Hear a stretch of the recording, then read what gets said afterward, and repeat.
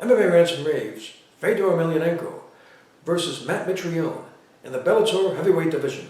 Guys, let's talk about this fight. Now, before I start talking about the fight, I really want to say I'm impressed with Bellator.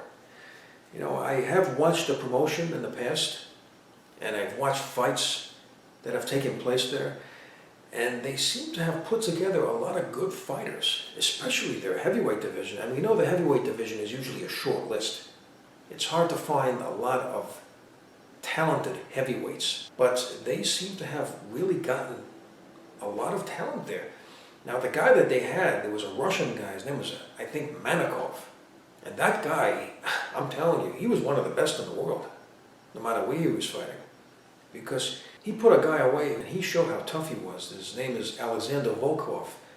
And he recently had his UFC debut against a tough guy, and he was victorious. So this guy, Manikov, put him away early with a knockout. I mean, a very well-rounded, very tough, big, strong heavyweight. He hasn't fought recently, but if they can get this guy back, think about it. Fedor's fighting there, Mitrione. Now recently they signed Sergey Kartanov. I mean, I met this guy. He is a huge, big, strong, powerful heavyweight, a Pride veteran. I mean, he has victories over Verdun, Overeem. Very scary guy, I can tell you. That guy has vicious power. I mean, that's an interesting heavyweight division right there. So let's talk about this fight. You know something? Fedor's last performance, it was a tough fight for him. And it just seems that Fedor has forgotten what makes Fedor great, and that's his combat sambo. Combat sambo is his fighting base. And if you look at all his past few fights, whether he was victorious or not, he's coming in there and he's trying to knock his opponent out. He's trying to use his striking, which is very good. It's one of the best. I mean, you know, when he was fighting, one of the best in the world at heavyweight. And, you know, he was really good using it, but he has to mix it up more. And you know what an elite grappler he was. All you have to do is watch his fight against Krokop. I mean, back then, Krokop was one of the hardest guys to take down. Just look at his fight against Mark Coleman. The guy has legs like a horse. Very hard to get him to the ground. And Fedor was able to do it. Fedor had this explosion.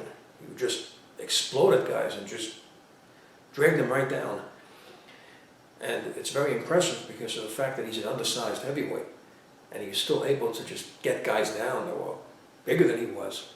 So we know how good he is with his grappling, and he has to go back to that. Because that's what opens up the striking. You can't just go there and try to take a guy out.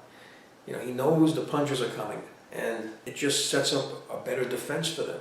And of course, a better offense when the counters come, right? And we saw what happened. It's just a very one-dimensional strategy for a guy who is very non-one-dimensional, for a guy who's very well-rounded. He has to mix it up more.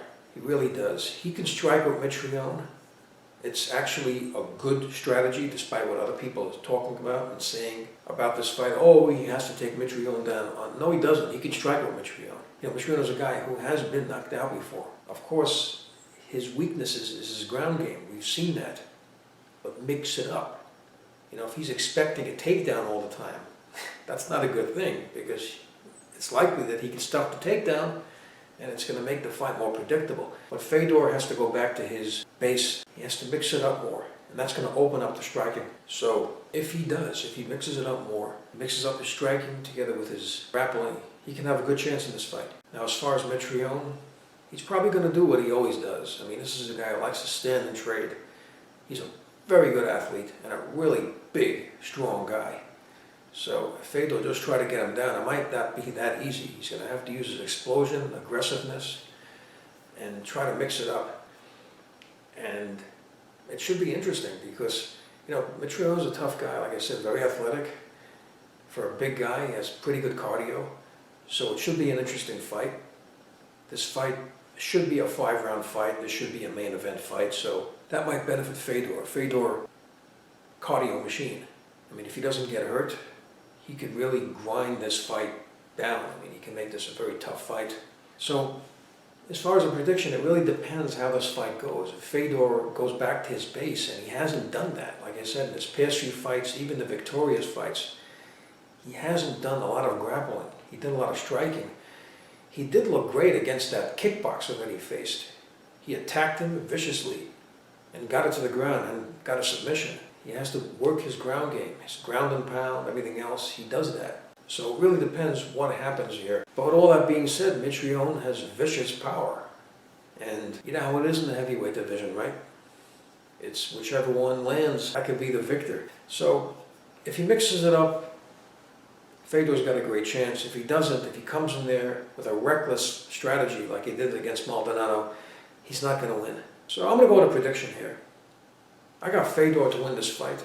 I would like to know what you think about the fight. Please leave your comments. Please subscribe. Please like up this video. And thank you for tuning in.